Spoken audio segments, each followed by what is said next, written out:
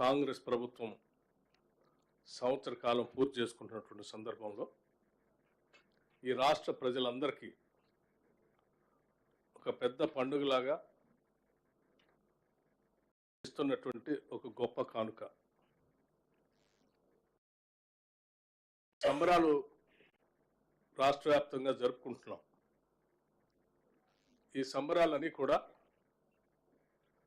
ప్రజల జీవిత అవసరాలు తీర్చేటువంటి కార్యక్రమాల్లో రేవంత్ రెడ్డి గారి నాయకత్వంలో ఉన్నటువంటి యావత్ మంత్రిమండలి మొత్తం కూడా వారి అవసరాల నిమిత్తం తీసుకున్నటువంటి అనేక ప్రజా సంక్షేమ కార్యక్రమాలు, ఆ సంక్షేమ కార్యక్రమాల్లో ప్రజలు సంతోషంగా చేసుకున్నటువంటి సంబరాలు.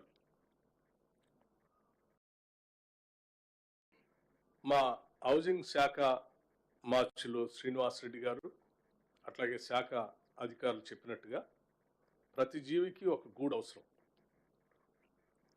అట్లాగే మనుషులకి మరీ ముఖ్యంగా అవసరం.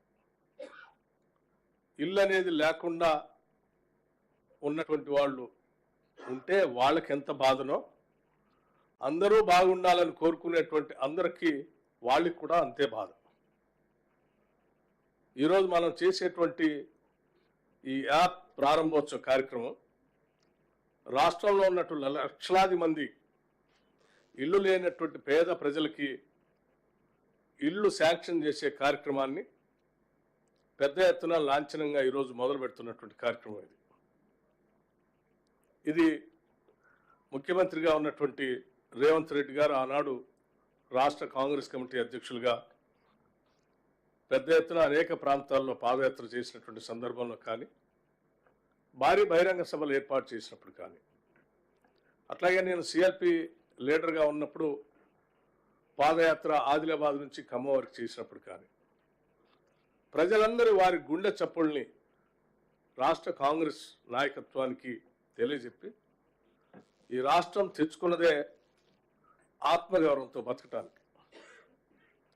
ఆ ఆత్మగౌరవం అనేది ఒక పరిశుభ్రమైనటువంటి పక్కా ఇంట్లో కుటుంబం యావత్తు ఉండగలిగితే తల ఎత్తుకొని ఆత్మగౌరవంతో బతకడానికి అవకాశం ఉంటుంది.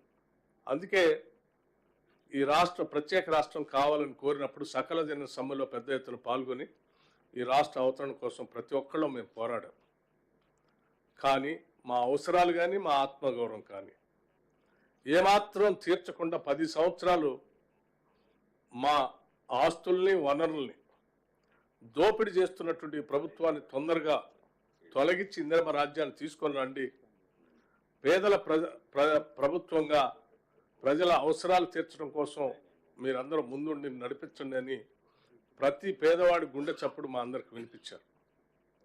ఇవాళ ప్రజల అవసరాలు వాళ్ళ ఆత్మగౌరవం తీర్చడం కోసమే ప్రజల గుండె చప్పుల్లో వచ్చినటువంటి వాళ్ళ ఆవేదనని అర్థం చేసుకున్నటువంటి ఇందిరమ్మ ప్రభుత్వంగా ఎంత భారమైనప్పటికి కూడా, నిధులు ఎంత భారమైనప్పటికి కూడా ఈరోజు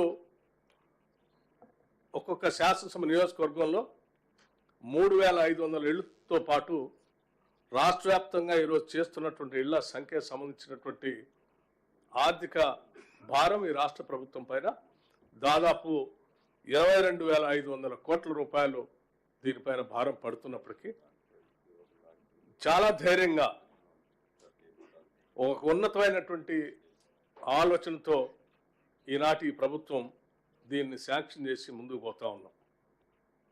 నిజంగా ఈరోజు రాష్ట్రంలో ఉన్నటువంటి ఇల్లు లేని పేదవాళ్ళందరికీ పండగే.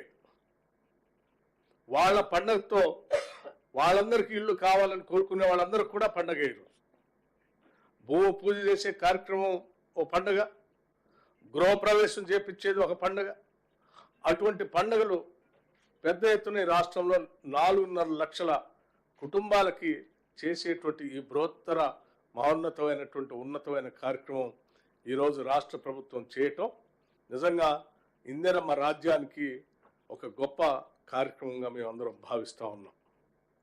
పేదల అవసరాలు తీర్చేటువంటి సొంత ఇంటి కళ పెద్ద ఎత్తున చేస్తూ ముందుకు పోతున్నటువంటి ఈ తరుణంలో రాష్ట్రంలో ఉన్నటువంటి ప్రజలందరినీ గమనించవలసింది ఒకటి విజ్ఞప్తి చేస్తూ ఉన్నాం.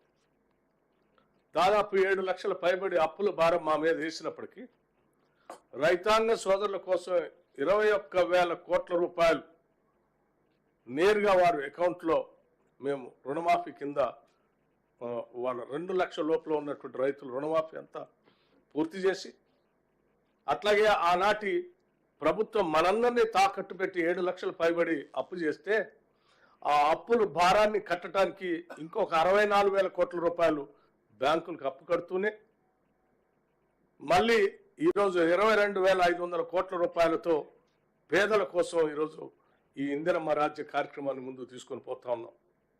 ఇది ఒక్కటే కాదు, దీంతో పాటు మరి 500 రూపాయలకి గ్యాస్ సిలిండర్లు ఇస్తున్నాం. ఇది కూడా పేద మధ్యతరగతి కుటుంబాలకి పెద్ద ఎత్తున ఉపయోగపడేటువంటి కార్యక్రమం.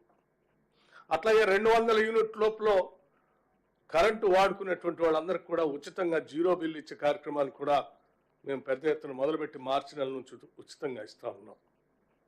ఇలా చెప్పుకుంటూ పోతే పండిన ధాన్యానికి 500 రూపాయలు బోనస్ ఇచ్చే కార్యక్రమం కానీ ప్రతి కార్యక్రమాన్ని చేసుకుంటూ విపరీతమైన ఆర్థిక భారం పడుతున్నప్పటికి కూడా ఒక ఆర్థిక క్రమశిక్షణతో యావత్ మంత్రిమండలి మొత్తం కూర్చొని ఆలోచన చేసి మనం ఇచ్చిన హామీలని తెచ్చిన సంపదని ప్రజలకు పంచాలనేటువంటి ఆలోచనతో ముందుకు పోతున్నటువంటి ఈ తరుణంలో కొద్దిమంది వ్యక్తులు కావాలని బురద జల్లే కార్యక్రమాన్ని చేపట్టి వాళ్ళలానే ఈ ప్రభుత్వం కూడా ఉంటే ఈ రాష్ట్రంలో ఉన్నటువంటి ప్రజలంతా అదే బాధల్లో ఉండాలని కోరుకుంటూ మేము చేసే కార్యక్రమాలను అడ్డుపడుతున్నటువంటి విషయాన్ని కూడా గమనించవలసిందిగా ఈ సందర్భంగా విజ్ఞప్తి చేస్తా ఉన్నాను.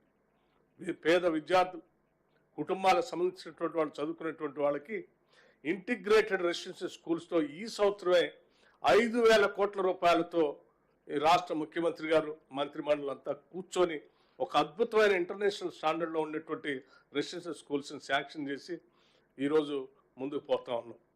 మన బిడ్డలు చదువుకుంటున్నటువంటి వాళ్ళందరికీ ఈరోజు డైట్ ఛార్జెస్ మీరు 10 ఏళ్ళు వాళ్ళు బతకటానికి ఇబ్బందికరంగా ఉన్నటువంటి పరిస్థితుల్లో ఉంటే కూడా తినటానికి సరిగ్గా తిండి లేకపోయినప్పటికీ కూడా మీరు 10 ఏళ్ళు ధనిక రాష్ట్రంగా మీకు అప్పచెప్తే కనీసం రూపాయి కూడా వాళ్ళకి డైట్ ఛార్జెస్ పెంచలేదు.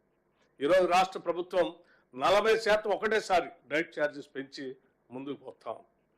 అట్లాగే ఈ 10 ఏళ్ళు రెసిడెన్షియల్ స్కూల్స్లో ఇరుగ్గా ఉండేటువంటి చిన్న చిన్న మీ పార్టీలకు సంబంధించిన నాయకులకు సంబంధించిన బిల్డింగుల్ని అక్కడ క్వార్టర్స్గా పెట్టి ఆ విద్యార్థులు ఒక్కొక్క గదిలో కుక్కి అక్కడే తినటం, అక్కడే పడుకోవటం, అక్కడే చదువుకోవటం లాంటి కార్యక్రమాలు చేసి ఇబ్బంది పెడితే వాటన్నిటిని చూసి ఒకటేసారి ఆ ఇంటిగ్రేటెడ్ రెసిడెన్షియల్ స్కూల్స్ అన్నిటికి కూడా 5,000 కోట్లతో ఒక ఇన్ఫ్రాస్ట్రక్చర్ హాస్టల్ బిల్డింగ్స్ కట్టాలని, రెసిడెన్షియల్ స్కూల్స్ కట్టాలని ఒక ఉదాత్తమైన గొప్ప నిర్ణయాన్ని తీసుకొని ముందుకు పోతున్న ఈ తరుణంలో కొద్దిమంది కావాలని తౌదునమ్మ అని అడిగిపోయి ఆ హాస్టల్ అది బాగాలేదు ఇది బాగాలేదు.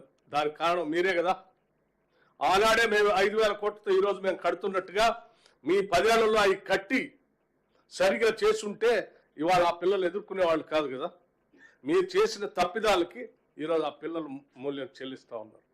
అటువంటి బాధ వాళ్ళు పడకూడదనే మేము ఆలోచన చేసి మాకు ఎన్ని ఇబ్బందులున్నా ఆ కార్యక్రమం తీసుకొని ముందుకు పోతా ఉన్నాం. ఇన్ని సమస్యల మధ్యలో ఆర్థికపరమైన ఇబ్బందులు ఉంటే కూడా మీలాగా ధనిక రాష్ట్రం మాకు రాలే, వెసులుబాటు కలిగిన రాష్ట్రం రాలే. ధనిక రాష్ట్రంగా మీకు అప్పు చెప్పారు, 7 లక్షల కోట్ల అప్పుతో మీరు మాకు అప్పు చెప్పారు. అప్పులు మీరు తెచ్చిన అప్పులనేమో మీరు విచ్చలవిడిగా అడ్డగోలుగా మీరు ఖర్చు పెట్టుకున్నారు. మీరు తెచ్చిన అప్పులకి ఆ అప్పులు కట్టే బాధ్యత మా మీద పడింది. అయినా ఈ రాష్ట్ర ప్రభుత్వ పాలనలో ఇది తప్పదు కాబట్టి చేసుకుంటూ ముందుకు పోతూ మన అనేక సంక్షేమ కార్యక్రమాలని ప్రజల కోసం మేము ఆనాడు ఇచ్చినటువంటి హామీల్ని అమలు చేసుకుంటూ ముందుకు పోతున్నాం.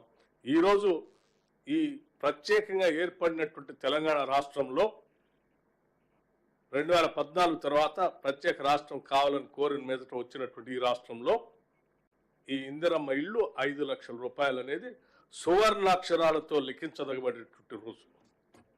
ప్రతి పేదవాడు ఈరోజు ఈ రాష్ట్రంలో తలెత్తుకొని నేను తెలంగాణ రాష్ట్రంలో పుట్టాను, నేను తెలంగాణ రాష్ట్రంలో ఆత్మగౌరవంతో అద్భుతమైనటువంటి ఇల్లుని 5 లక్షల రూపాయలతో కట్టుకొని బతకగలుగుతా ఉన్నాను. ఈ రాష్ట్రంలో పుట్టడం నా అదృష్టం.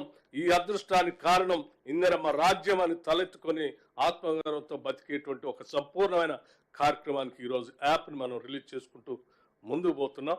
దీని అందరికి కూడా రాష్ట్ర వ్యాప్తంగా ఉన్నటువంటి ప్రజలందరూ ఈరోజు సంతోషంగా సంబరాలు చేసుకోవాల్సిందిగా కోరుతూ, ఇటువంటి బృహత్తరమైనటువంటి కార్యక్రమాన్ని ఈ రాష్ట్ర మంత్రిమండలి రేవంత్ రెడ్డి గారి నాయకత్వంలో తీసుకొని ముందుకు పోతున్నటువంటి సందర్భంగా రాష్ట్ర ఉప ముఖ్యమంత్రిగా ఆర్థిక శాఖను చూస్తున్నటువంటి వ్యక్తిగా కూడా నేను యావత్ మంత్రిమండలి అందరినీ కూడా సంపూర్ణంగా హృదయపూర్వకంగా రాష్ట్రంలో ఉన్నటువంటి ప్రజలందరి తరఫున మరొకసారి నా హృదయపూర్వకమైనటువంటి ధన్యవాదాలు తెలియజేస్తూ ముగిస్తా ఉన్నాను. Thank you. నమస్కారం.